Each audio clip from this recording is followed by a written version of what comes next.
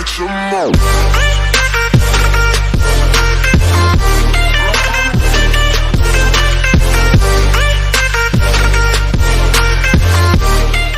Bapak datang ke sini untuk memberi ketertiban, keamanan di sekolah.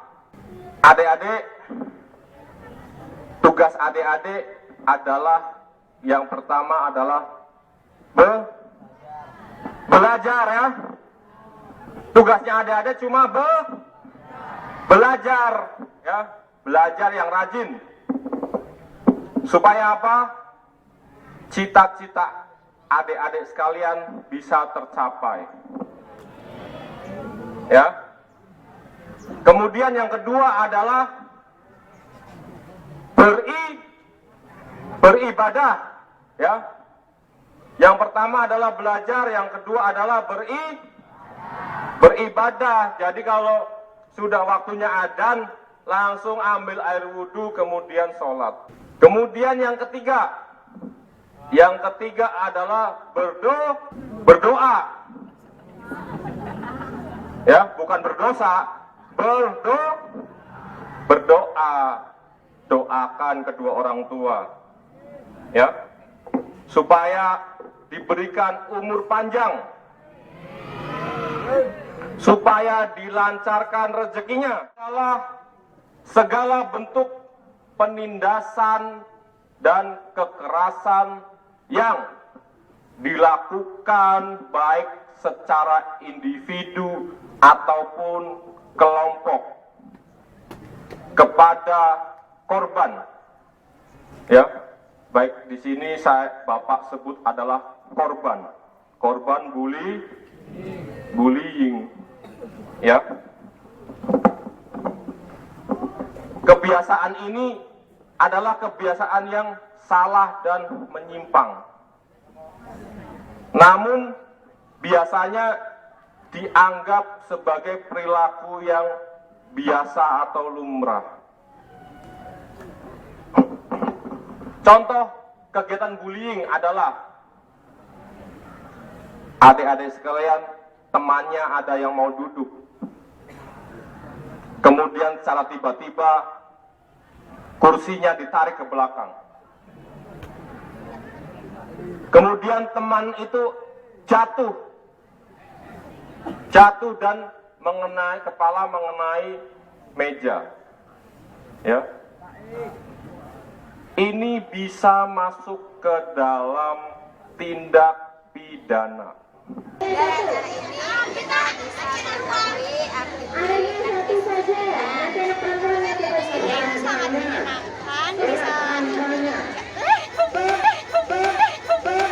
Dari acara ini kami dapat mengetahui apa itu bullying dan kedisiplinan agar tidak terlambat untuk sekolah. Bapak-bapaknya menyenangkan apa?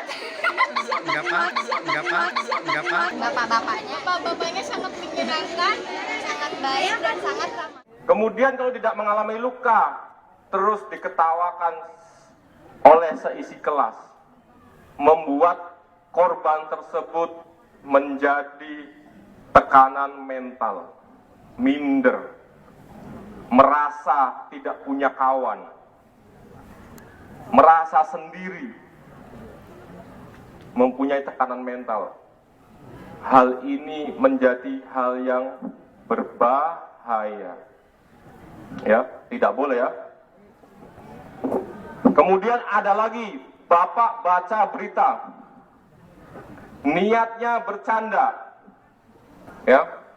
Niatnya bercanda, diangkat temannya rame-rame, kemudian dijatuhkan di lapangan, jatuh. Kejadian ini ada di Semarang.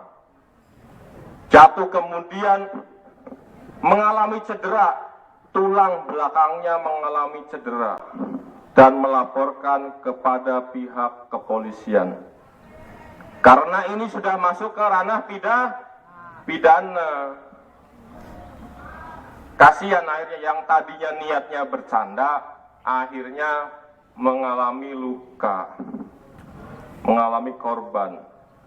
Bapak tidak melarang, memang usia adik-adik sekarang usia yang suka bercanda, tapi ada batasnya ya.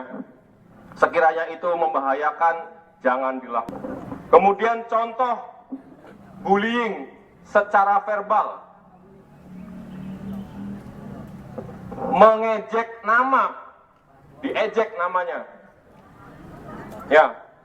Kemudian mencela, memfitnah, merendahkan, ya, merendahkan, ada temannya direndahkan. Kemudian secara fisik, memukul,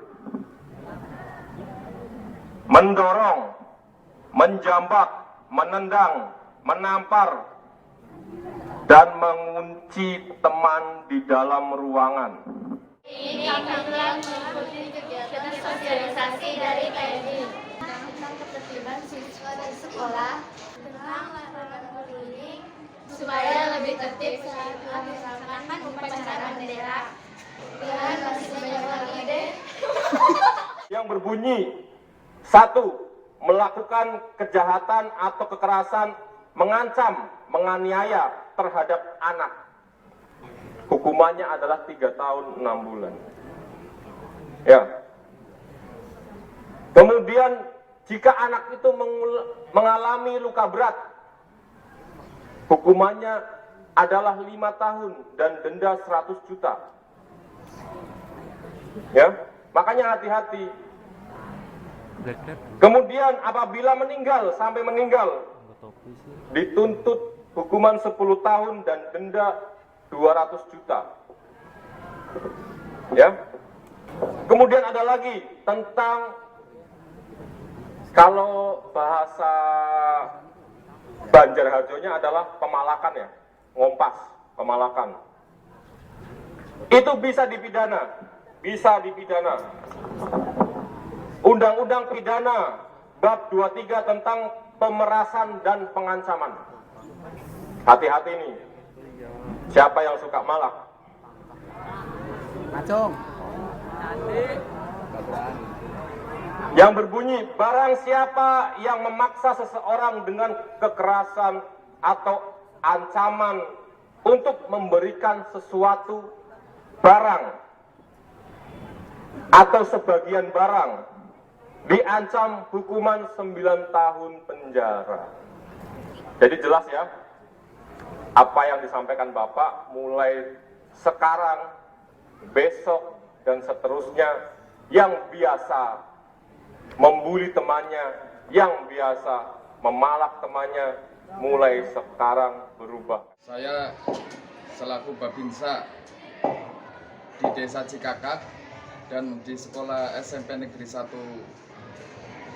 Banjarharjo ini, termasuk wilayah binaan saya berpesan kepada para pelajar di Sekolah SMP Negeri 1 Banjarharjo ini, jadilah pelajar yang berdedikasi, bermental kuat, berkarakter, serta berwawasan kebangsaan yang kuat demi kemajuan bangsa dan negara yang kita cintai ini.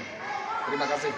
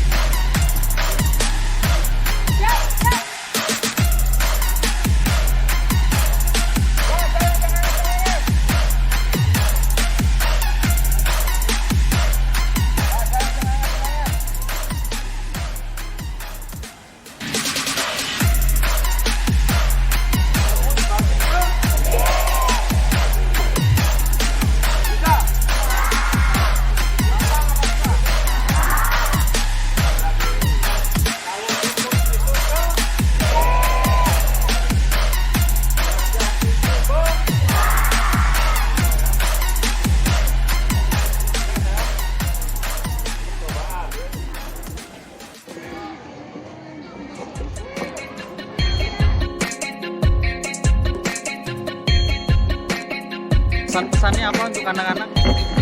Tahu apa? Pusing, pengen beli truk.